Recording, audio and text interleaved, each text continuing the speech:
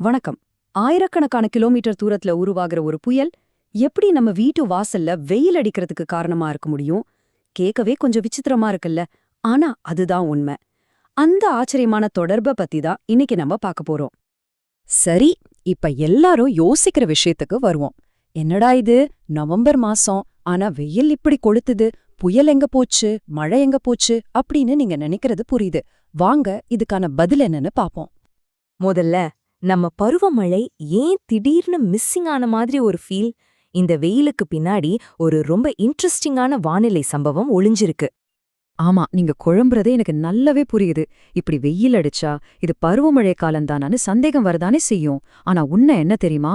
பருவமழை எங்கேயும் போயிடல. அது கொஞ்ச நேரத்துக்கு பாஸ் பண்ணி வைக்கப்பட்டிருக்கு, அவ்வளவுதான்.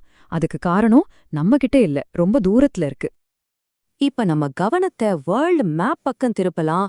நம்ம இங்க அனுபவிக்கிற இந்த வெயிலுக்கு காரணம் இந்த கதையோட ஹீரோன்னு சொல்லலாம், கல்மேகி புயல். ஆச்சரியமா இருக்குல்ல? ஆமா, நமக்கும் வங்காள விரிகுடாவுக்கும் எந்த சம்பந்தமும் இல்லாத எங்கேயோ மேற்கு பசிபிக் பெருங்கடல்ல தான் இந்த புயலோட ஆரிஜின் இருக்கு. இந்த கல்மேகி புயல் ஒன்னும் சாதாரண புயல் கிடையாது. இது மேற்கு பசிபிக்ல ஒரு சிம்பிள் லோ பிரஷர் ஏரியாவா தான் ஆரம்பிச்சுது. ஆனா அப்படியே கொஞ்சம் கொஞ்சமா வலுப்பெற்று தீவிர புயலாக மாறி அதையும் தாண்டி ஒரு சூப்பர் டைஃபூனா, அதாவது அதிதீவிர புயலா உருமாறிடுச்சு.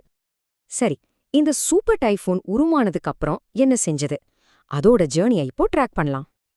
இதோட லைஃப் சைக்கிள பாத்தீங்கன்னா, ஃபர்ஸ்ட் பசிபிக்ல ஒரு லோ பிரஷரா உருவாகுது. அப்புறம் நல்லா ஸ்ட்ராங் ஆகி பிலிப்பீன்ஸ ஒரு புயலா தாக்கி பெரிய டேமேஜை ஏற்படுத்துது. அதுக்கப்புறம் தென் சீன கடலுக்குள்ள போய் இன்னும் பவர் ஆகி வியட்நாம நோக்கி நகருது. இங்க ஒரு இன்ட்ரெஸ்டிங்கான விஷயம் என்ன தெரியுமா? அதோட ஸ்பீட் எப்படி அதிகரிச்சதுன்னு பாருங்க. பிலிப்பைன்ஸை தாக்கும்போது காத்தோட வேகம் சுமார் மணிக்கு 120 கிலோமீட்டர். அதே புயல் தென்சீன கடலுக்குள்ள என்டர் ஆனோன்னு ஸ்பீடு எப்படி மணிக்கு 190 கிலோமீட்டருக்கு ஜம்ப் ஆகுது பாருங்க. இதுவே அதோட நம்ப முடியாத பவரை காட்டுது.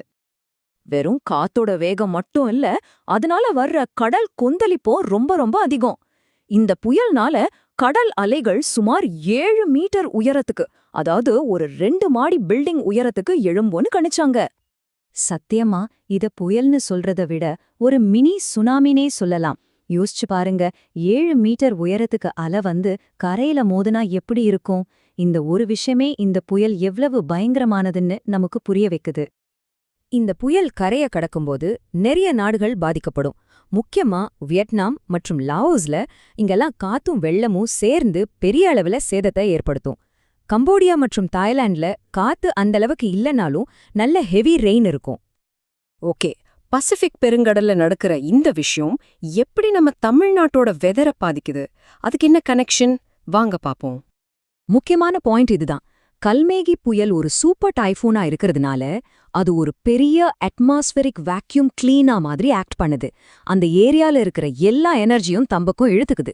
இதனால என்ன ஆகுதுன்னா, நம்ம பக்கத்துல இருக்கிற வங்கக்கடல்ல புதுசா எந்த லோ பிரஷர் சிஸ்டமும் உருவாக முடியல. இதுதான் நம்ம பருவமழைக்கு ஒரு தற்காலிக பிரேக் கொடுத்திருக்கு. இந்த ப்ராசஸ ரொம்ப சிம்பிளா புரிஞ்சுக்கலாம். ஸ்டெப் 1, கல்மேகி புயல் ஒரு பெரிய எனர்ஜி சென்டர் ஆகிடுது. ஸ்டெப் 2, அதனால வங்கக்கடல்ல எந்த வெதர் சிஸ்டமும் ஃபார்ம் ஆகுறதுக்கு எனர்ஜியே இல்லாம போயிடுது. ஸ்டெப் 3, அதோட ரிசல்ட் தான் நாம இப்ப ஃபீல் பண்ற இந்த வெயிலும் டிலே ஆகுற மழையும். சரி, அப்போ இந்த வெயில் எப்போ முடியும், மழை எப்போ வரும்? நம்ம தமிழ்நாட்டுக்கான மழை முன்னறிவிப்பு என்னன்னு பார்க்கலாம் வாங்க. ஒரு குட் நியூஸ். கல்மேகி புயலோட இம்பாக்ட் கொஞ்சம் கொஞ்சமா குறையும் போது வங்கக்கடல்ல மறுபடியும் வெதர் சிஸ்டம்ஸ் ஃபார்ம் ஆக ஆரம்பிக்கும். அப்படி பார்த்தா நம்ம தமிழ்நாட்டுல நவம்பர் 5 8 தேதி வரைக்கும் மழை வர்றதுக்கு நல்ல வாய்ப்பு இருக்கு. இந்த டேபிள்ல பாத்தீங்கன்னா இன்னும் கிளியரா புரியும். டெல்டா மாவட்டங்கள்ல நவம்பர் 8 வரைக்கும் கனமழை இருக்கும். சென்னைய உள்ளடக்கிய வட கடலோர பகுதிகள்ல நவம்பர் 7 வரைக்கும் மிதமான மழை இருக்கும். தென் மாவட்டங்கள்ல பாத்தீங்கன்னா 6 மற்றும் 7 தேதிகள்ல மிதமானது முதல் கனமழை எதிர்பார்க்கலாம். வட உள் மாவட்டங்கள்லயும் மிதமான மழைக்கு சான்ஸ் இருக்கு. அதே நேரத்துல நீலகிரி, கோயம்புத்தூர் மாதிரி மேற்கு தொடர்ச்சி மலை மாவட்டங்கள்ல குளிர் கொஞ்சம் அதிகமாகும். அதிகாலை நேரத்துல பனிப்பொழிவும் நல்லாவே இருக்கும்னு எதிர்பார்க்கலாம். சோ இந்த மாசத்துக்கு ஒரு ஓவரால் அவுட்லுக் பார்த்தா இப்படித்தான் இருக்கும். நவம்பர் ஆரம்பத்துல கம்மியா இருந்த பருவமழை மாசத்தோட நடுவுல இருந்து இன்க்ரீஸ் ஆகி கடைசில நல்ல ஸ்ட்ராங் ஆகிடும். ஆஹா, முக்கியமான விஷயம் என்னன்னா, இந்த வெயில பார்த்து ஏமாந்துராதீங்க. பருவமழை இன்னும் முடியல. நவம்பர் 15க்கு அப்புறம்தான் வடகிழக்கு பருவமழையோட அசல் ஆட்டமே ஆரம்பிக்கும். கல்மேகி புயல் பசிபிக் பெருங்கடலோட எனர்ஜிய ஃபுல்லா உறிஞ்சிடுச்சு. இப்போ அதோட தாக்கம் குறையும் போது அந்த எனர்ஜி எங்க போகும்?